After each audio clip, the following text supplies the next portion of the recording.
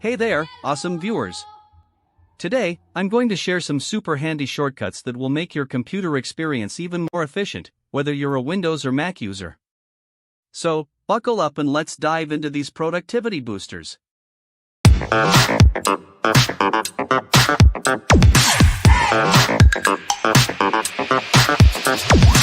First up, we have a gem for both Windows and Mac users.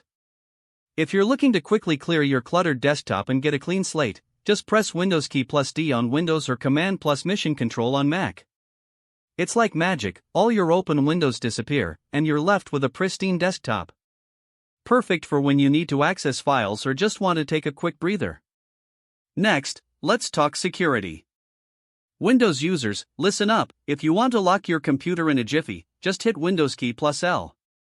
For our Mac enthusiasts, it's Control plus Command plus Q. It's a lightning-fast way to secure your computer when you step away.